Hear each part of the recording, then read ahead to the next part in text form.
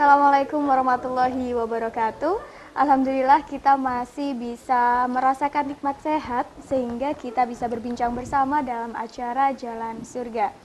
Selama 30 menit ke depan, Maya Rahma akan menemani pemirsa di rumah untuk berbagi wawasan Islam dengan narasumber yang luar biasa dan juga dengan tema-tema yang menarik untuk setiap episodenya.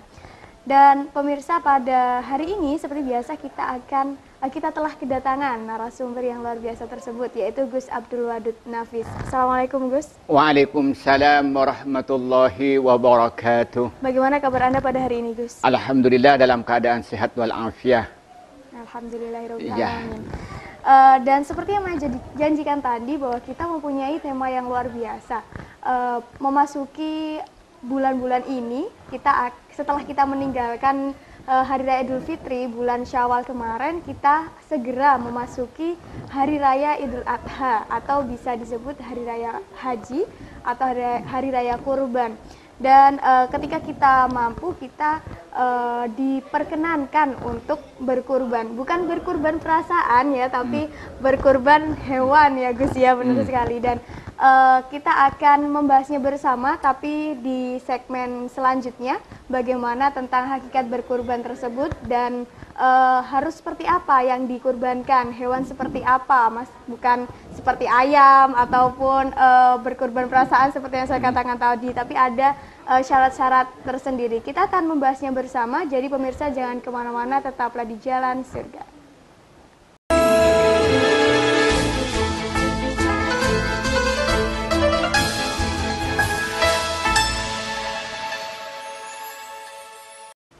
Pemirsa masih di Jalan Surga, dan seperti yang saya katakan pada segmen awal tadi bahwa kita telah memasuki Hari Raya Idul Kurban yang jatuh pada esok hari ya, di akhir minggu ini.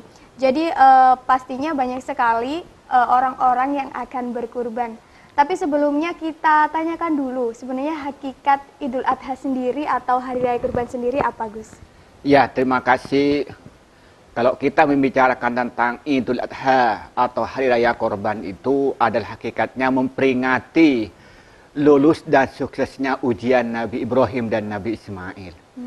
Di mana Nabi Ibrahim itu diuji oleh Allah untuk menyembelih anaknya yang namanya Nabi Ismail. Dan Nabi Ismail itu diuji oleh Allah untuk dirinya bersedia untuk disembelih sebagai korban. Nah, kemudian untuk mengenang suksesnya dua orang yang betul-betul hanifah muslimah yang tunduk dan patuh kepada Allah, maka setiap tahun kita merayakan memperingati tentang hari pengorbanan Nabi Ismail dan pengorbanan Nabi Ibrahim dalam rangka tunduk dan patuh perintah Allah Subhanahu wa taala. Itu yang pertama. Maka berangkat dari hakikat ini, maka melahirkan yang kedua, kita memperingatin kepatuhan dan ketundukan kita kepada Allah. Maka kita harus melaksanakan perintah Allah. Kita melaksanakan perintah Allah dengan tulus ikhlas. Jangankan cuma suruh sholat, jangankan cuma hanya menyembelih kambing, menyembelih anaknya pun harus kita laksanakan kalau itu perintah Allah. Walaupun sekarang ini tidak ada syariat, tidak ada perintah dari Allah harus menyembelih anaknya. Hukumnya haram menyembelih anak. Tetapi diganti oleh Allah saat itu untuk menyembelih binatang ternak berupa unta, sapi atau kambing. Iya Gus. Lalu kalau memang kita harus berkorban seperti itu ya Gus ya, menyembelih sapi ataupun kambing atau unta ya Gus? Iya, unta. Itu selain 3 itu apa tidak boleh Gus? Ya, karena yang di syariat ini itu namanya binatang ternak ya, minan na'ami. Mana anim itu adalah unta. Kalau kita berkorban untuk 7 orang, kita bisa pakai unta atau menggunakan sapi. Untuk mungkin di Timur Tengah lebih mudah tuh mencari unta. Tapi kalau di Indonesia itu unta sangat sulit, paling dapatnya di kebun binatang. Tapi kalau di masyarakat yang ada adalah sapi. Beda dengan katanya orang Jawa itu unto, itu banyak kalau unto itu ya. Nah, itu maka karena itu hakikat binatang yang harus kita sembelih, yang harus kita korbankan itu hanya 3 binatang. Itu tidak boleh yang lain. Umpamanya berkorban ayam, misalnya tidak boleh walaupun itu ayamnya mahal, atau berkorban misalnya binatang yang lain misalnya walaupun mahal, itu tidak bisa karena itu yang disyariatkan oleh Nabi Muhammad. Bagaimana kalau misalnya kita korban kuda? Tetap tidak bisa karena itu apa yang dicontohkan dan disyariatkan oleh Nabi. Kenapa? Al-ibadatu bil iqtida laisa bil abtida. Ibadah itu hanya mengikuti yang dicontohkan oleh Nabi, bukan membuat diri sendiri. Iya Gus, lalu hukum untuk berkurban itu sendiri seperti apa Gus? Memang ulama beda pendapat ya. Pada garis besarnya itu ada 3 pendapat. Kalau kata Imam Hasan Al-Basri itu menyatakan bahwa hukum korban itu hukumnya wajib. Wajib. Katanya Imam Abu Hanifah itu hukumnya mubah. Tapi kata Imam Syafi'i dan Imam Ahmad bin Hanbal hukumnya sunat muakkad. Memang ada dalil-dalil yang menjelaskan beberapa hadis yang kesannya itu menunjukkan wajib. Ada sebuah hadis menyatakan man kana lahu sa'atun wa lam yudhhi fala yuqarribanna musallana. Orang yang mempunyai kemampuan untuk berkorban, lalu dia tidak berkorban, maka kata Rasulullah fala yuqarribanna musallana, maka tidak boleh mendekati tempat sholat Idul Adha yang dilaksanakan oleh Nabi Muhammad. Berangkat dari hadis ini, Imam Hasan Al-Basri itu memahami bahwa itu korban itu hukumnya wajib bagi orang yang mampu untuk berkorban. Tapi kata Imam Abu Hanifah hukumnya itu mubah. Kenapa? Karena Imam Abu Hanifah itu memahami hadis yang namanya itu hadisul A'rabi, yaitu hadis tentang zakat, bahwa yang diwajibkan oleh Allah itu adalah zakat.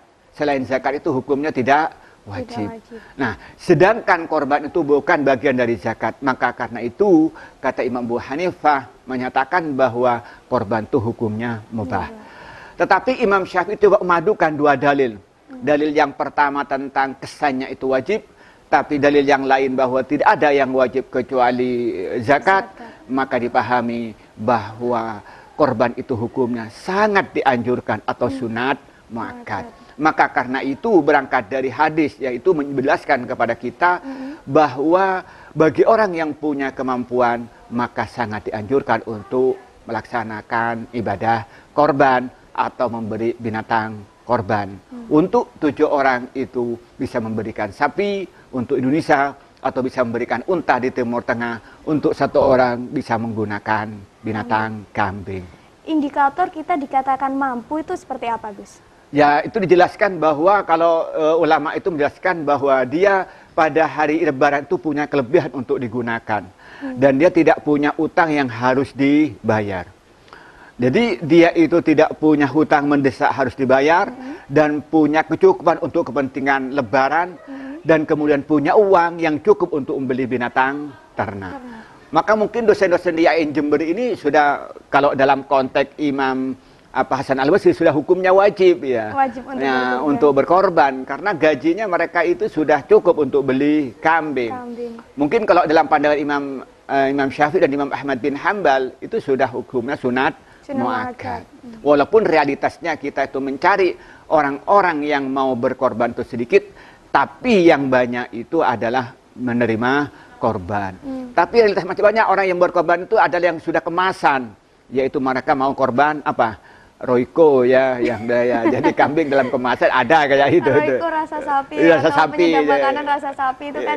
Ya, jadikan korban. Ada yang begitu modelnya gitu kan. Aduh, kalau semuanya ya Gus ya, saya mempunyai uang segini lalu saya sumbangkan ke sini untuk berkorban, itu boleh nggak Gus? Ya, dia itu kalau kalau umpamanya dia itu, contohnya begini. Jadi ada satu kambing misalnya untuk dipakai 3 orang, maka itu tidak menjadi korban. Tapi itu menjadi sedekahun minas sedekhat. Maka dia itu hanya menjadi sedekah biasa.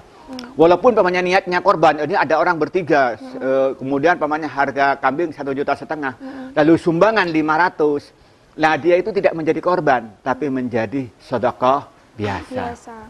Saya juga pernah mendengar itu Gus, saya tidak tahu ini hadis atau apa, bahwa ini kurban semuanya kurban kambing, ini untuk satu keluarga. Itu gimana Gus?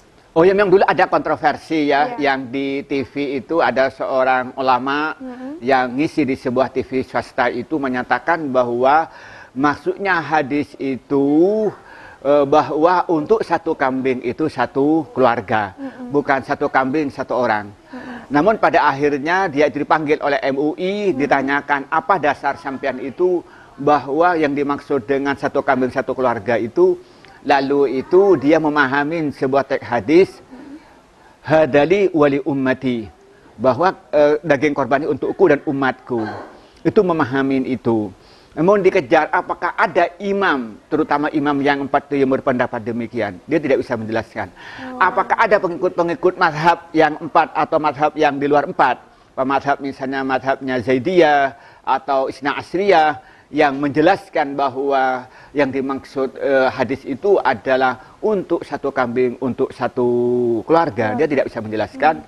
Pada akhirnya menyatakan bahwa Anda itu pendapatnya salah, bertentangan dengan ijma ulama, dan akhirnya dia siap untuk meralat pendapatnya dia, dan secara terbuka menyatakan minta maaf dan mengaku salah pendapat yang dia sampaikan di sebuah TV swasta. Ya, itu. makanya harus berhati-hati ya Gus. Ya, hati-hati. Sampai sekarang keluarga saya masih ada yang menganggap demikian Gus. Satu kambing itu untuk satu keluarga gitu, seperti itu. Jadinya saya jadi bingung Gus. Ya, karena itu di MUI sudah menyatakan dan minta maaf di MUI secara terbuka dan mengakui kesalahannya dia. Oh, seperti itu.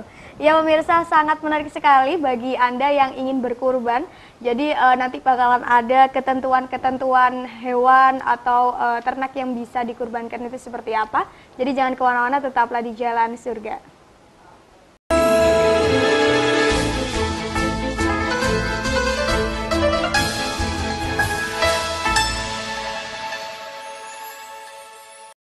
Ya, pemirsa, masih di Jalan Surga, dan di segmen terakhir ini kita masih membahas tentang berkurban di Idul Adha nanti. Dan setelah tadi kita tahu ada 3 hukumnya, yaitu wajib, sunnah, dan mubah.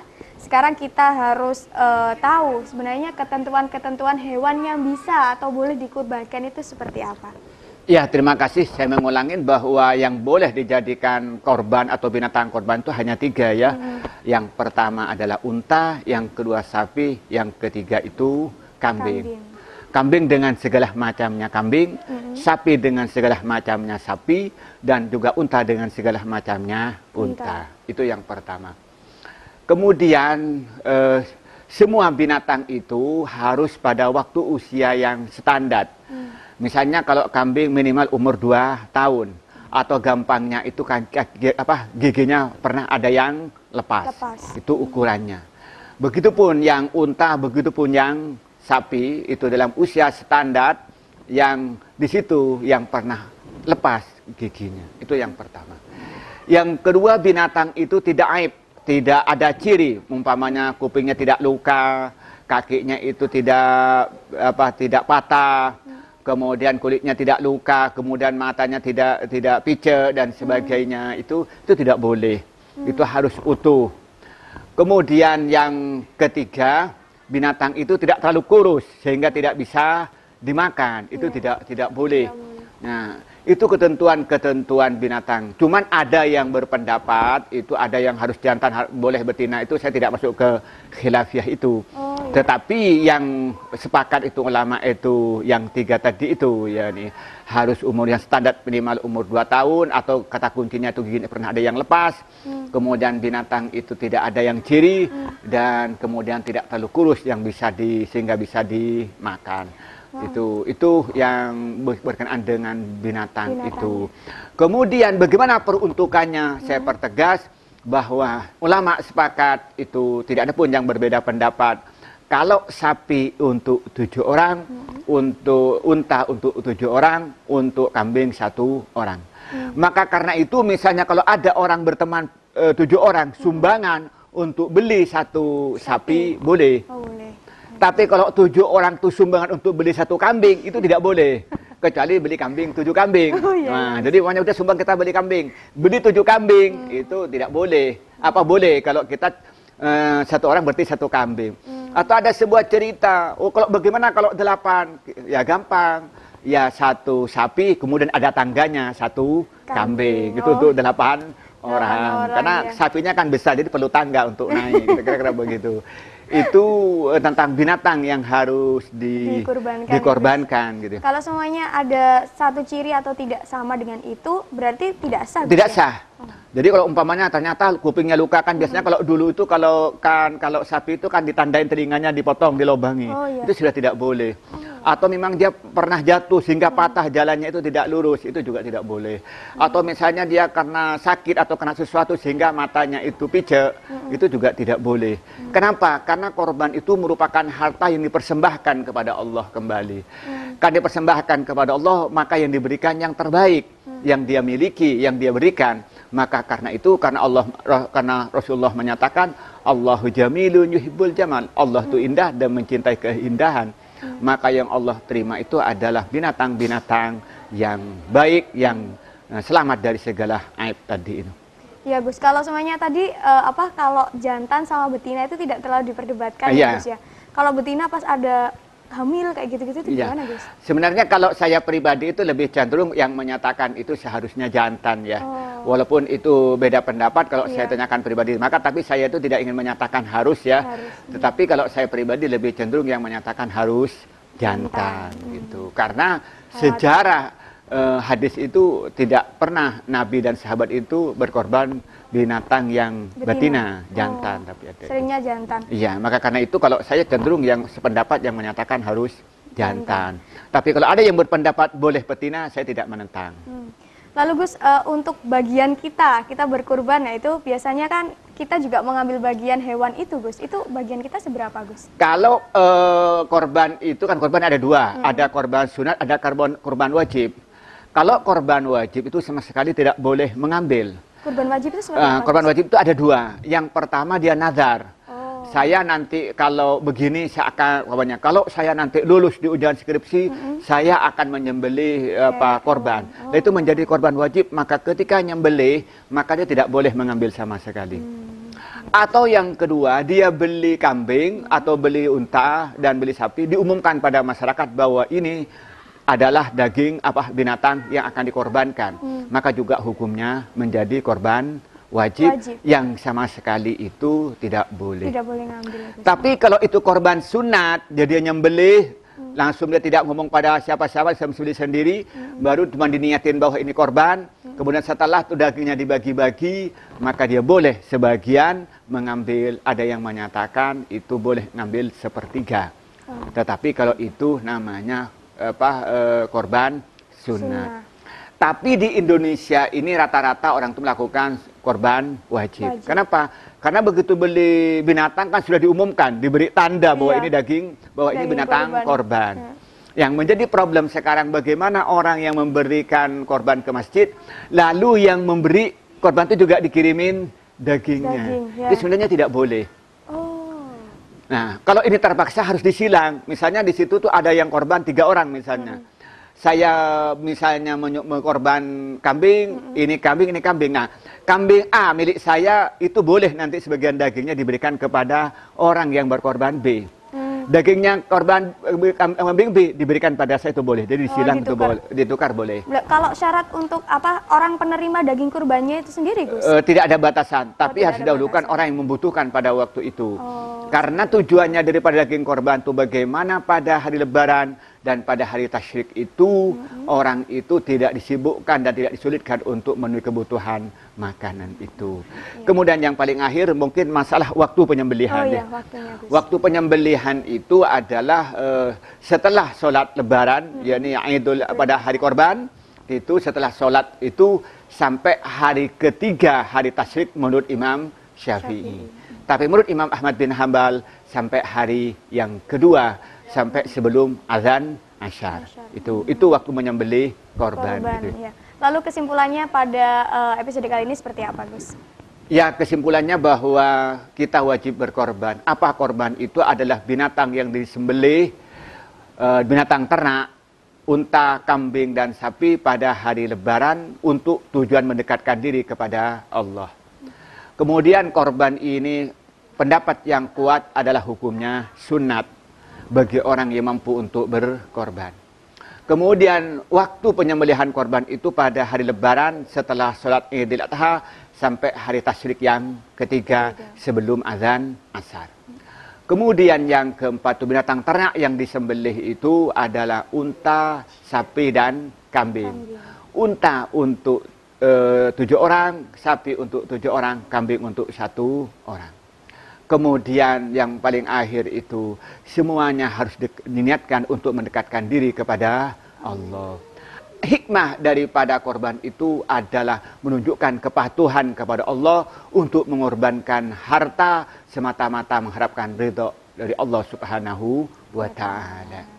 Ya, demikian pemirsa tema pada hari ini tentang Hari Raya Kurban. Semoga kita nanti bisa berkurban benar ya, berkorban ternak, bukan berkorban perasaan. Dan terima kasih kepada Gus Wadud, terima kasih. Telah memberikan banyak sekali wawasan pada hari ini. Dan pemirsa, demikian perjumpaan kita pada hari ini. Kita berjumpa lagi di episode mendatang, tentunya di Jalan Surga. Maya Rahma pamit undur diri. Wassalamualaikum warahmatullahi wabarakatuh.